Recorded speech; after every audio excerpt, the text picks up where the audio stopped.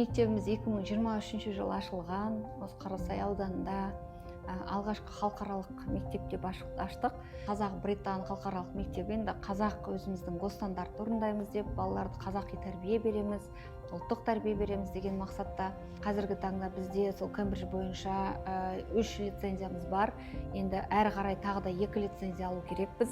Оған да еңбек етіп жатырмыз. Алла қаласа келесі жылға дейін қалған 2 лицензияны аламыз деген ойымыз бар. Міне уже нәтижесін беріп жатыр біздің білім сол таңдаған бағдарламамызда. Міне 3 жылдың ішінде ең мақтанарлық жағдай бізде Димаш деген баламыз әлемдегі Гарвард университетіміз ұйымдастырады жылда эсседен жарыс.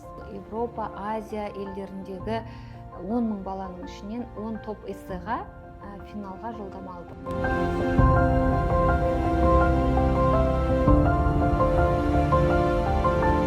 Жақында мен эссе жарысына қатыстым.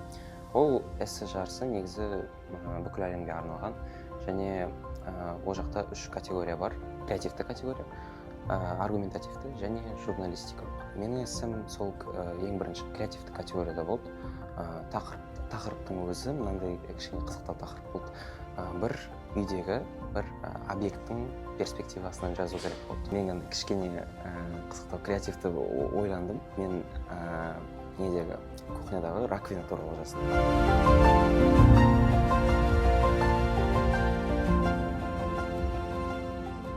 Былтыр республикалық олимпиададан ағылшын тілінен 2 баламыз орын алған болатын. Биыл бір оқушымыз облыстық олимпиададан 1-ші орын алып, республикаға жасы жетпей қалды. Республикалық олимпиадаға, бірақ ол республикаға өтсе де, ол қызымыз бізге 1-ші орын алып келетін сенімдіміз. Енді келесі жылы Алла қаласа қатысады деп отырмыз.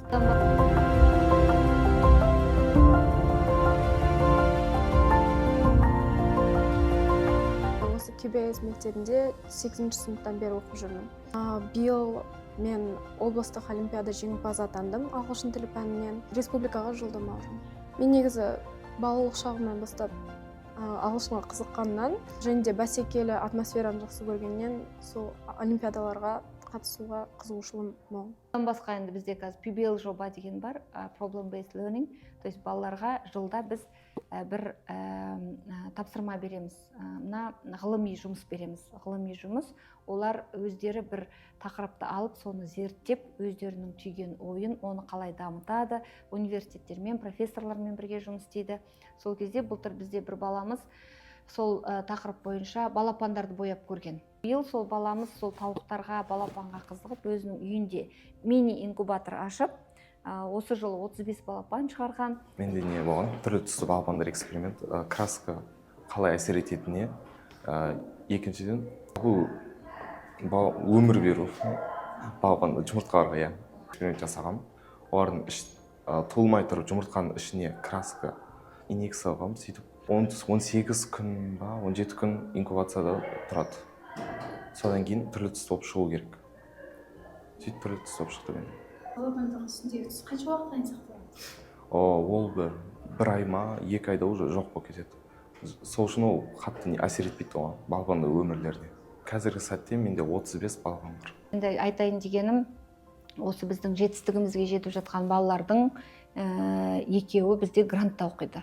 Өйткені бізде сондай мектебімізде грант жүйесі бар, сондай талантты, білімін көрсете алатын, білімді балаларға біз грант береміз. 100% грант. Сол сияқты балаларды өзіміз сияқты көріп, солай мотивировать етеміз біз мектепте.